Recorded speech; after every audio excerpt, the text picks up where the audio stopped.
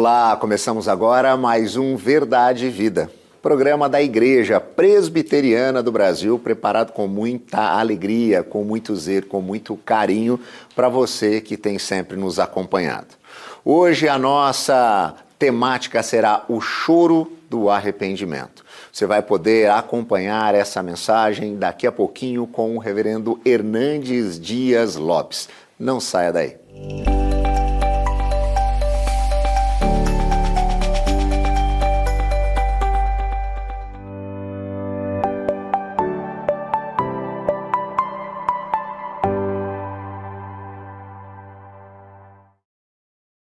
Que privilégio poder compartilhar com você a preciosíssima Palavra de Deus no programa Verdade e Vida. E hoje eu quero tratar de um assunto da mais alta importância para você, para mim, para nós. O choro do arrependimento. E vamos basear esta mensagem em Oséias capítulo 12, versos 3 e 4. Vamos ouvir a leitura do texto. No ventre, pegou do calcanhar de seu irmão, no vigor da sua idade, lutou com Deus. Lutou com o anjo e prevaleceu. Chorou e lhe pediu mercê. Em Betel, achou a Deus e ali falou Deus conosco. Este texto fala de Jacó, neto de Abraão, filho de Isaque, pai das 12 tribos de Israel. Jacó é uma das figuras mais emblemáticas da Bíblia. É o nome mais repetido em toda a Bíblia. É o nome de Jacó. Ele tem uma importância fundamental na história da redenção. Jacó era neto de crente, filho de crente, mas ainda não era crente. Ele saiu de casa depois de enganar o pai e trair o irmão, aos 77 anos. Ele foi para Padã Arã, trabalhou 7 anos por Raquel, mais 7 anos pela outra esposa, porque foi enganado pelo sogro, trabalhou 14 anos, e aos 91 anos ele quer voltar quando nasce seu filho José, e ele precisa trabalhar mais 6 anos, ficando, portanto, 20 anos fora de casa. Agora volta com família, com muitos bens, aos 97 anos. José tem 6 anos de idade. É nesse tempo que Jacó vai ter a experiência mais marcante da sua vida, no Val do Jaboque. Aos 97 anos, neto de crente, filho de crente, mas ainda não é crente. Sempre que ele se referia a Deus, o Deus de Abraão, seu avô, o Deus de Isaque, seu pai, mas ele não dizia, meu Deus. E ali no Val de Jaboque, o Jacó vai ter um encontro com Deus. Encontro iniciado pelo próprio Deus, que aparece numa teofania, um homem, um anjo, o próprio Deus, que vai lutar com ele, fisicamente. E a Bíblia diz que Jacó mede força com força, poder com poder, destreza com destreza, porque apesar de já ter uma idade bem avançada, ele não quer ceder, ele não quer mudar de vida, seu nome é um espelho da sua personalidade. Jacó significa suplantador, enganador, e até ali esta era, de certa forma, a sua biografia, a sua história. Entretanto, nesta luta, quando ele não quer ceder, já de madrugada, antes do raiar do dia, o Senhor tocou-lhe na articulação da coxa, e ele ficou aleijado. E então, o Senhor quer ir, e ele se agarra ao Senhor e diz, eu não te deixarei ir se tu não me abençoares. E então o Senhor lhe pergunta, qual é o teu nome? Parece óbvia demais essa pergunta. Entretanto, há 20 anos, essa mesma pergunta lhe foi feita pelo seu pai, quando ele entrou no quarto do seu pai, fantasiado de Esaú. E o pai pergunta, quem é você? E ele respondeu, eu sou Esaú. O pai não enxergava direito e dizia, a voz é do Esaú, a voz é do Jacó, mas quando ele chegou perto, com as roupas de Esaú, com pelos de cabra, como Esaú era um homem mais peludo, ele dizia, o cheiro é de Jacó, a voz é de Jacó, mas o pelo é de Esaú. E então ele rouba a bênção do seu pai, ele engana seu pai, ele mente a seu pai, ele usa o nome de Deus para mentir para o seu pai. E agora quando o Senhor pergunta, qual é o seu nome? Ele responde assim, Jacó. Aquilo não foi meramente uma resposta, aquilo foi uma confissão.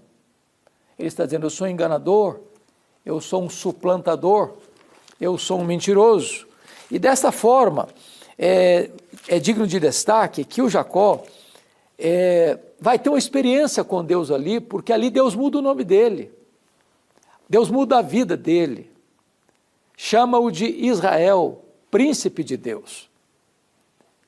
E aos 97 anos, este neto de crente, filho de crente, vai ter a sua experiência de conversão e vai afirmar, vi o Senhor face a face e a minha vida foi salva. A partir daí, Deus é conhecido como o Deus de Abraão, o Deus de Isaque, o Deus de Jacó. Essa experiência dele é contada pelo profeta Oséias com um detalhe que não aparece no livro de Gênesis, capítulo 32, onde está registrado esse episódio. Oséias diz que ele lutou com um anjo e prevaleceu, e ele lutou com Deus e chorando, clamou por misericórdia. É o choro do arrependimento.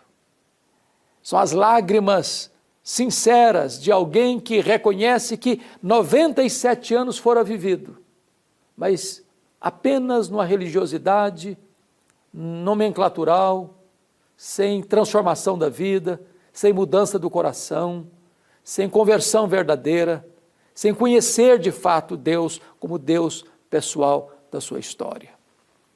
Talvez eu estou falando para alguém que é neto de crente, filho de crente, alguém que está debaixo das bênçãos da aliança, alguém que tem recebido promessas de Deus e usufruído das bênçãos de Deus, mas alguém que conhece a Deus apenas de segunda mão, Deus do avô, Deus do pai, mas não o seu Deus pessoal. Hoje eu quero encorajar você a olhar para a vida de Jacó e a reconhecer que Deus não quer ser apenas um Deus de segunda mão, o Deus da experiência dos outros. Ele quer ser também o seu Deus. Quem sabe você hoje, à semelhança de Jacó, possa experimentar também o que nós chamamos de o choro do arrependimento. Eu destaco aqui algumas coisas importantes na vida deste homem. A primeira coisa é que foi o próprio Deus quem começa a luta com Jacó. A salvação é uma obra de Deus, que é começada e concluída por Deus. Não é Jacó que dá o início a essa batalha, é o próprio Deus que luta pela salvação dele. A segunda coisa é que Deus amou Jacó, diz a Bíblia, antes dele nascer. Deus escolheu não por causa de méritos dele, mas pela sublimidade da graça de Deus. É assim que também a Bíblia diz que Deus nos ama, não por nossa causa, mas apesar de nós. Terceiro lugar, Deus tomou a iniciativa para salvá-lo. É Deus quem luta com ele.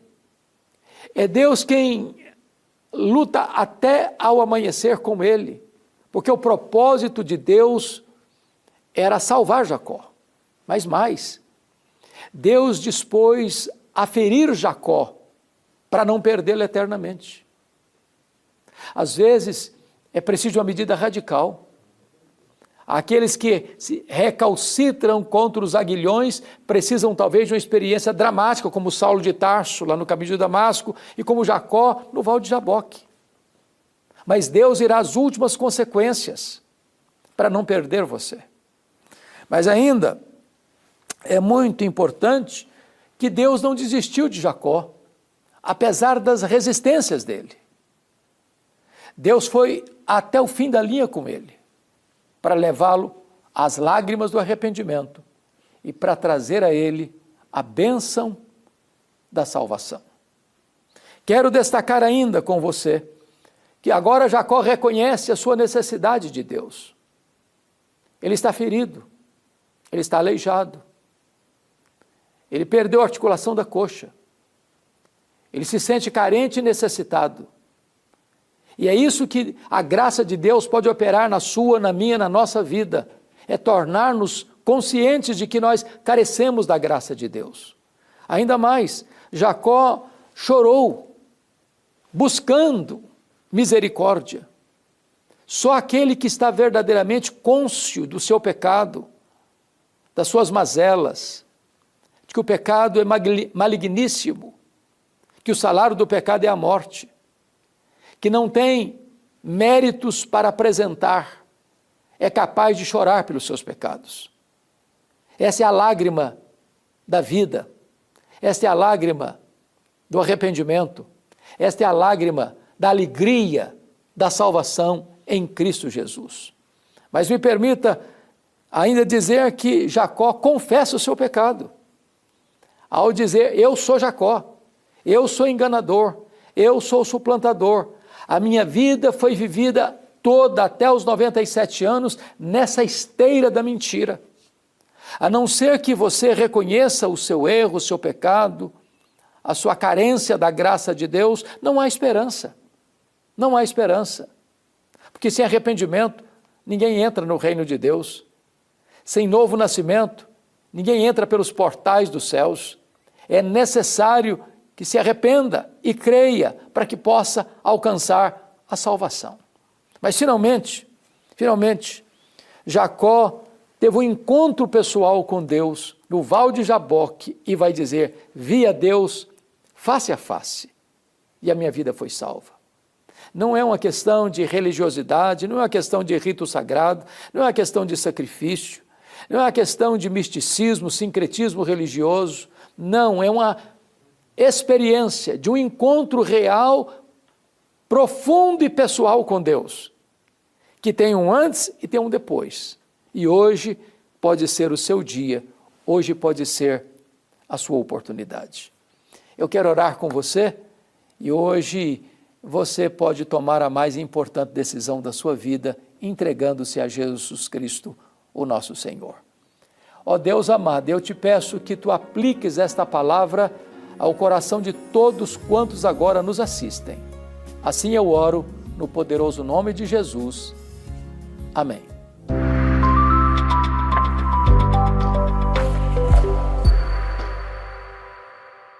Chegamos ao final de mais um programa. Espero que, assim como eu, você tenha sido ricamente abençoado por tudo que aconteceu aqui hoje. E se você quer compartilhar essa mensagem com alguém próximo a você, é muito fácil de fazê-lo.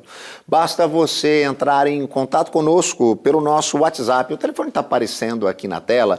É o código de área 11 947 18 94 50. Você vai digitar a palavra vida e vai receber aí, aonde você está, o nosso programa para compartilhar com quem você quiser. Se quiser ter acesso também aos outros programas, basta nos procurar lá em nosso canal no YouTube, @programa Verdade e Vida, ou também pelo @IPB Oficial.